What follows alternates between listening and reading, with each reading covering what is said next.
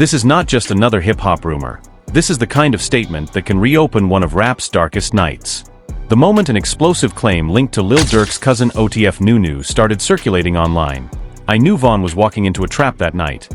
The entire conversation around King Von's final hours took on a different energy. Because now fans are not just looking at Von, they're looking at everybody around him. They're looking at Durk.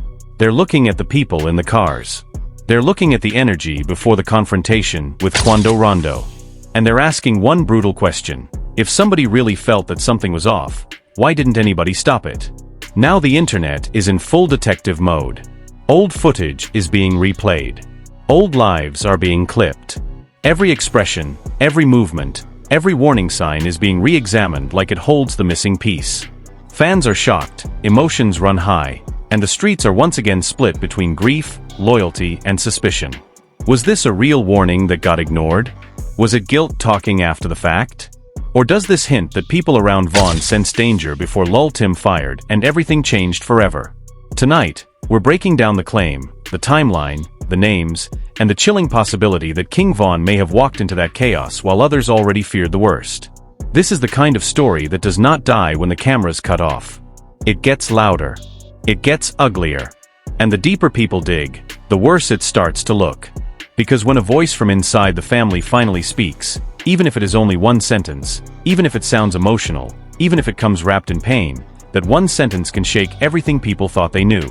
And that is exactly what happened when Durk's cousin OTF Nunu, the cousin of rap heavyweight Lil Durk, found himself at the center of a storm after a chilling line started moving across blogs, fan pages, live streams, and street commentary all at once. I knew King Von was walking into a trap that night.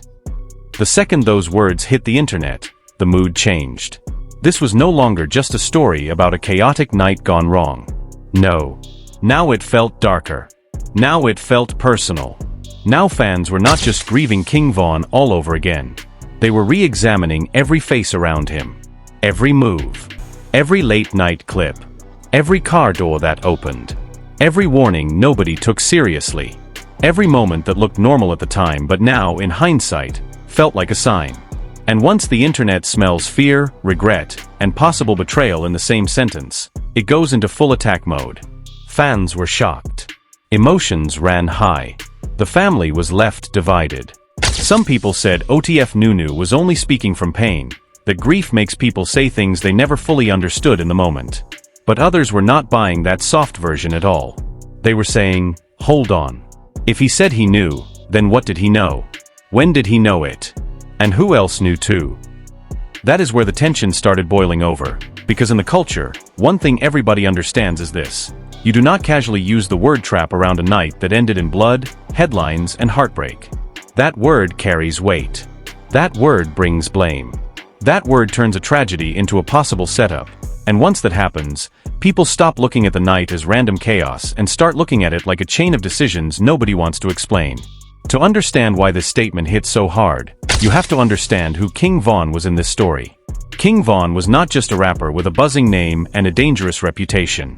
He was the one people watched when he walked into a room. He had that energy that made friends feel invincible and enemies stay alert. He was magnetic, reckless, loyal, emotional, and unpredictable all at once. The kind of artist who could turn pain into lyrics and tension into power. But that same energy also made every appearance feel like a potential headline. People close to him knew that. His fans knew that. His rivals definitely knew that. And on the night everyone keeps revisiting, the air was already heavy before anything happened. That is what keeps coming up in every retelling. Not just what happened when the confrontation exploded, but what the energy was like before it. People said King Von looked locked in but irritated. Others said he looked too calm, which somehow made it worse. Some claimed the crew was moving like they had something to prove. Others said they were moving like they were tired, emotionally burnt out, but still trying to keep the image strong in public. This is where real pressure starts to creep in, because fame does not just put cameras on your wins. It traps your ego in front of an audience. And when pride, reputation, and street politics all get mixed in the same room, people stop acting smart and start acting symbolic. That is why OTF Nunu's alleged statement landed like gasoline on a fire. Because it suggested that the warning signs were there before anybody threw a punch, before anybody reached, before anybody dropped, before the whole scene spun out of control. It suggests that somebody close enough to feel the danger still watched events unfold anyway. And whether that was fear, paralysis, denial, or blind loyalty, fans are not making that distinction right now. They want answers. According to the version spreading across fan circles, OTF Nunu had been uneasy the entire evening. Not loud. Not dramatic. Not standing on tables and shouting that something bad was about to happen. Just uneasy in that quiet way people get when instinct starts tapping them on the shoulder, and they try to ignore it because nobody wants to be the one who kills the vibe. You know how it goes. One person says, "I do not like the energy here," and the next person laughs it off. Someone else says, "We're good, bro, stop overthinking." Another says, "Nothing's gonna happen." And that right there is the dangerous part, because every disaster sounds impossible right before it happens. In this version of events, OTF unnoticed little things. Strange glances. Tension where there should have been none. People hovering instead of relaxing. The kind of stiff body language that lets you know nobody is really there to have fun. Everyone is there to be seen, to defend pride, to make sure they are not the ones looking weak. And Cairo, being Cairo, was not the type to back down from energy just because it felt wrong. If anything, some people believe tension pulled him in harder. That is the tragedy of men who live too much of their life in survival mode. They stop reading danger as a signal to leave. They read it as a signal to stand taller. By this point in the story, fans online had already split into camps. One camp believed Zay's words were evidence that the whole situation felt off from the beginning, and that multiple people around King Von likely sensed it too. Another camp argued that people are rewriting history because guilt makes everyone suddenly remember signs that were never clear in real time. And a third camp, maybe the loudest of all, believed the truth sits somewhere in the middle, not a neatly planned setup by everyone in the room, but a night where bad blood, reckless pride, and ignored instincts created the perfect conditions for disaster. And honestly, that middle theory is the one making the most people uncomfortable, because it does not let anyone fully off the hook. It does not turn King Von into a helpless victim with no agency. It does not turn the people around him into cartoon villains. It does not pretend the other side came out of nowhere. Instead, it points to something even more haunting, that everybody may have seen enough to know the night was wrong, but nobody wanted to be the person who pulled the emergency brake. Not the artists. Not the friends. Not the cousins. Not the entourage. And when everybody is waiting for somebody else to make the smart move, the dumb move usually wins. Then came the alleged conversation that really set social media on fire. People began saying OTF Nunu had tried to throw subtle warnings into the air. Not direct orders. Not "let's go home right now." More like small comments, half-serious lines, the type people only understand later. "This place feels weird. Too many eyes in here. We don't need to be here long." Those little lines that sound harmless until the ending turns catastrophic. Suddenly every word starts looking prophetic. Suddenly every clip gets slowed down. Suddenly a 5-second silence becomes proof that someone knew more than they admitted. That is how internet investigations work. They do not just study evidence. They study vibes. And sometimes vibes become stronger than facts. Meanwhile, the pressure around Lil Durk only made things worse. Because whether he was physically in the center of the moment or not, his name was always going to be dragged into the emotional gravity of what happened to King Von. Fans started asking how much the inner circle really knew about the risks around them. They questioned whether loyalty had become performative. They wondered if people close to the camp were more focused on image than safety. And once those questions begin, every silence looks suspicious. Every delayed response feels calculated. Every public statement gets dissected line by line. The family was left divided in a way that only public grief can divide a family. Some wanted quiet. Some wanted the truth. Some wanted protection. Some wanted distance from the blogs, the fan theories, the live stream chaos, and the recycled trauma. But once a relative is perceived as saying something explosive, you do not control the narrative anymore. The narrative controls you. That is what happened to Zay. Overnight, he became more than a cousin. He became a symbol. To some, he was the guilty witness who said too little too late. To others, he was the grieving insider carrying knowledge he never wanted. And to the harshest critics, he represented the exact problem that haunts rap tragedies over and over again. Too many people around the star, too much pride in the room, not enough intervention before everything goes left. And if we are being honest, that is why this story is hitting people so deeply. Not because it feels unfamiliar. Because it feels painfully familiar. How many times have fans watched a tragedy unfold in this culture, and then spent months replaying the footage like there had to be a point where somebody could have changed the ending? How many times have people looked back and said, he should have never gone there? How many times have relatives, friends, and fans all carried different pieces of guilt without ever agreeing on who should have done what?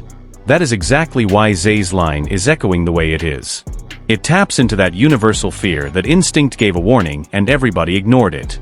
And the closer people started looking at the timeline, the worse it got. Because once bloggers and fan channels began laying out the sequence of the night, they pointed to moments that made the tension feel less random. They talked about the atmosphere outside. They talked about the movement between vehicles. They talked about who seemed hyped, who seemed watchful, who looked too ready, and who looked emotionally charged in a way that made everything combustible. None of that proves a coordinated plot, but it does build an ugly picture of a night that was hanging by a thread long before the final spark. And that is where part one of this story gets dangerous. Because the more people talked, the more another rumor started creeping in behind Zay's statement.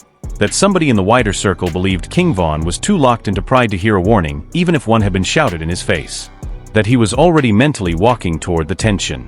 That the confrontation was not exactly planned, but also not exactly avoided. And if that is true, then what happened next was not one bad second. It was the final consequence of a whole chain of ignored instincts, bruised egos, and silent fear. So now let me ask you this before we go any further. If a cousin feels the energy is wrong, if the crew feels the pressure rising, and if the room is already buzzing with tension, at what point does staying become a choice that changes everything? Because in the next part, we get into the actual movement of that night, the body language fans cannot stop talking about, the confrontation everyone thinks they understand, and the chilling reasons some people believe the warning signs were there long before the first move was ever made. Because once people started rebuilding that night step by step, the story stopped feeling like one sudden explosion and started looking like a slow collision that everybody was too proud, too emotional, or too distracted to prevent. That is the part that keeps haunting the audience. Not just the final seconds. The build-up. The movement. The posture. The silence between words.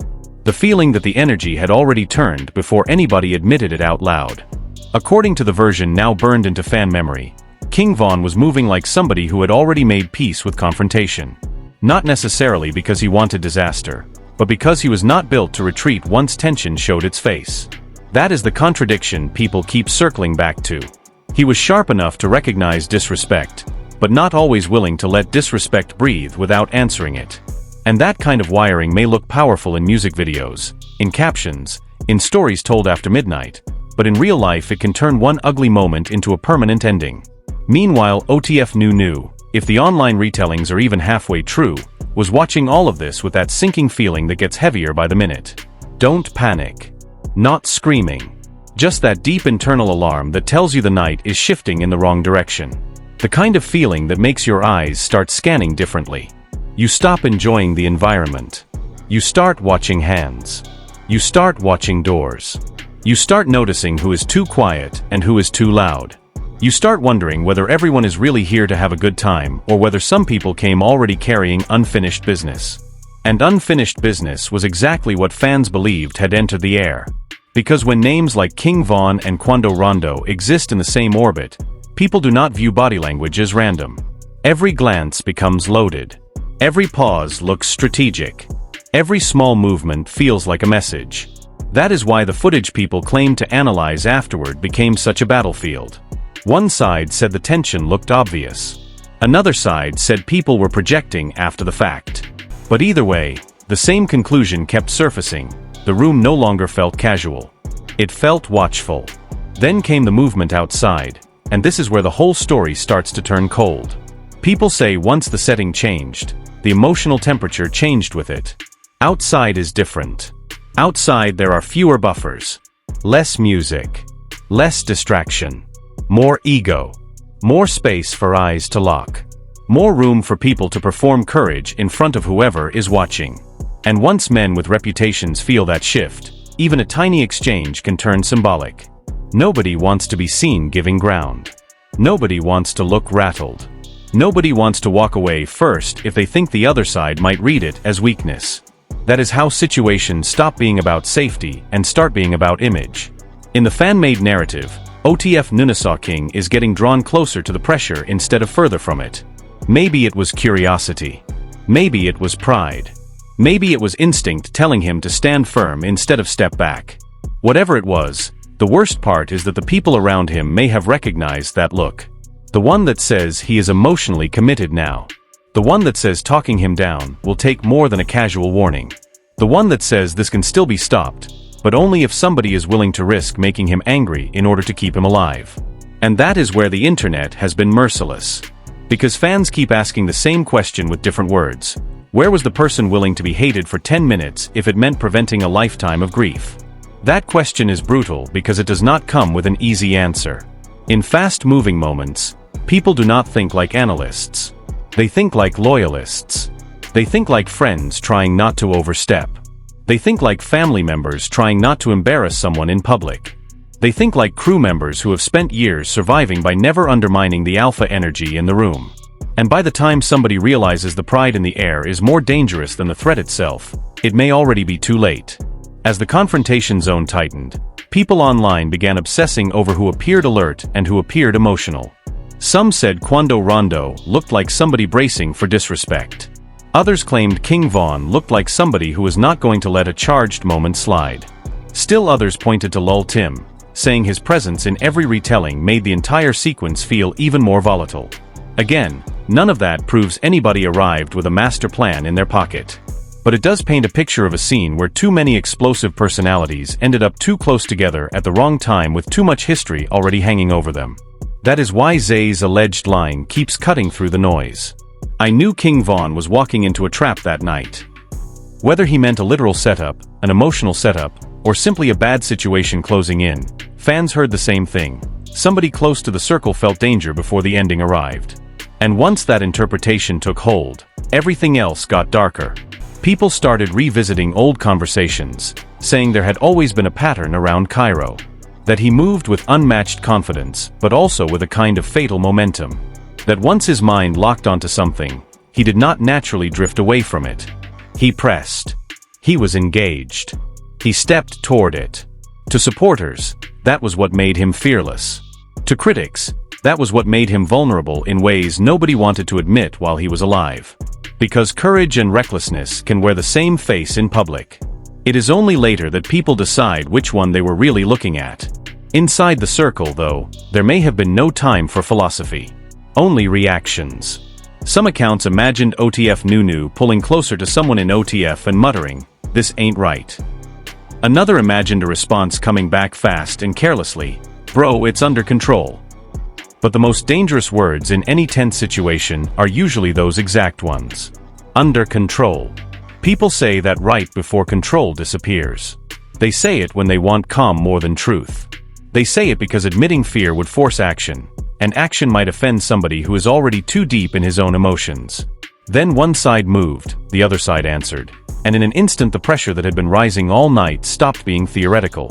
This is where the story becomes almost impossible to tell without feeling the weight of hindsight. Because once chaos starts, everybody's memory changes. Some remember shouting. Some remember confusion. Some remember trying to separate people. Some remember freezing. Some remember only fragments. But fans looking back from a distance do not live inside that confusion. They watch it with the cruel clarity of replay. They slow it down. They assign meaning to every half second. They decide who escalated, who hesitated, who saw it coming, who could have stopped it, and who will never escape the shadow of what happened. For Zay, at least in the version now spreading across commentary channels, the worst part was not just the violence itself. It was the instant realization that the feeling he had tried to bury all night had just become real. That whatever silent dread had been tapping him on the shoulder was not paranoia after all. That King Von had not just walked toward tension. He had walked straight into the exact type of moment everybody would spend years trying to explain. And once the dust settled, the emotional fallout hit harder than any single narrative could hold. Fans were shocked. Emotions ran high. The family was left divided. OTF was thrown under a microscope. O'Block supporters turned grief into anger. Rival voices turned tragedy into argument. The internet, as always, behaved like it had front-row seats to everybody's conscience. Suddenly, everyone had a theory. Some blamed pride. Some blamed poor security. Some blamed the atmosphere. Some blamed the other side entirely. Some blamed the people who did not intervene fast enough. And some blamed the culture around these artists, a culture that often teaches men to protect respect even when respect is dragging them toward disaster. But beneath all those arguments was one even uglier possibility. What if this night did not need a mastermind to become a trap? What if ego itself was the trap? What if expectation was the trap? What if everybody's loyalty, reputation, trauma, and instinct for confrontation created a machine that was already in motion before anyone realized how hard it would be to stop? That theory is disturbing because it feels believable. It means there may not have been one villain holding the whole script. It means the trap could have been psychological before it ever became physical. A room where nobody wanted to look weak. A crew dynamic where warnings sounded like fear. A public setting where old tension could not stay buried. A star whose identity was built on never shrinking from pressure. And people around him who may have seen the danger but did not know how to pull him away without triggering something worse. That is the kind of truth people hate because it does not fit into a neat headline. It also explains why Zay's words would carry so much guilt. Because saying "I knew" after a tragedy is not just a statement. It is a sentence people punish themselves with. I knew something felt wrong. I knew the energy was off. I knew this was not the place to linger. I knew he was not in the mood to walk away. I knew the other side was too close. I knew we should have left. I knew and still did not do enough. That kind of memory does not leave a person. It mutates. It returns in flashes. It rewrites every small moment until regret feels like evidence. And for Lil Durk, the pressure surrounding the statement only intensified. Because anytime someone from the family circle appears to imply warning signs were ignored, the public starts connecting dots around the bigger camp. What was said before the night started? Who was trying to keep the peace? Who was feeding the heat? Who truly had influence over King Von in those final hours? Was he surrounded by people who protected him, or by people who only knew how to move with him once he was already charging into danger? Those questions are merciless, and they do not go away just because they are painful. By now, blogs were no longer just reporting drama. They were feeding a full emotional courtroom. One clip would paint King Von as a man moving on instinct. Another would paint Quando Rondo as locked into his own pride. Another would drag Lul Tim into the center as the moment things became irreversible. Then somebody would repost Zay's alleged words again and restart the fire from the top. Every repost made it feel less like commentary and more like a haunting. And the most chilling part of all is this. Once people believe a warning existed, they start searching not just for what happened, but for the moment the ending could have been changed. Was it before they ever pulled up? Was it in the first tense glance? Was it in the small comments nobody took seriously? Was it in the second someone said the vibe felt wrong? Or was it in the final moment when King Von still had time to step back, but his nature would never let him? That question hangs over everything now, and it is exactly where the story gets even more explosive. And once the blood was off the pavement and the cameras were gone, the real war began. Not the war people post online. The private one. The ugly one. The kind that lives in phone calls nobody records, in rooms where nobody wants to make eye contact, in family chats that suddenly go silent, and in the minds of people who keep replaying the same 10 seconds like punishment. Because after the chaos ended, nobody around King Von got to walk away clean emotionally. Not OTF New. Not Lil Durk. Not OTF. Not the people defending Quando Rondo. Not the ones dragging Lul Tim's name. Everybody was left holding some version of grief, anger, guilt, fear, or blame. And when all those emotions hit at once, truth gets harder to separate from pain. That is why Zay's alleged statement exploded the way it did. I knew King Von was walking into a trap that night. Those words did not just sound dramatic. They sounded loaded. Final. Accusing. They sounded like the kind of sentence you only say when your conscience has been chewing on you so hard that silence starts feeling heavier than the backlash. And that is what made the aftermath spiral. Because now the story was no longer only about one confrontation. It had become a story about who sensed danger, who ignored it, who froze, who failed to intervene, and who now has to live with the possibility that the ending did not come out of nowhere. Inside the family, this is where the pressure reportedly became unbearable. Some relatives wanted OTF Nanuto to stop talking completely. They felt every public word was reopening a wound that never had the chance to close. They believed grief should stay inside the family, away from blogs, away from livestream parasites, away from strangers using heartbreak like entertainment. But others felt the opposite. They believed silence was part of the reason the culture keeps repeating the same tragedies. They believed that if people around King Von really felt tension rising and still let the night continue, then pretending nobody sensed anything would be its own kind of lie. And just like that, the family was left divided. One side said, "You cannot speak from grief like it is evidence."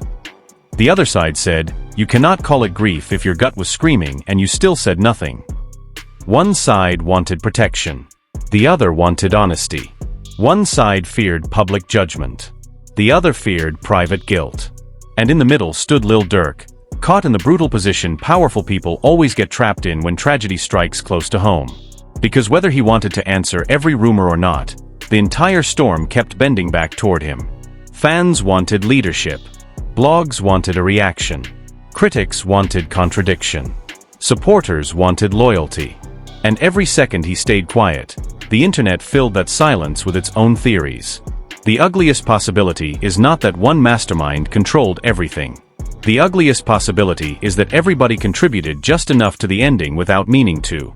One person downplayed the energy. One person trusted pride over instinct. One person thought it would blow over. One person did not want to seem scared. One person assumed the other side would calm down first. One person waited 1 second too long. That is how disasters are built. Not always by pure evil. Sometimes by a chain of bad judgments that only looks obvious when it is too late to reverse.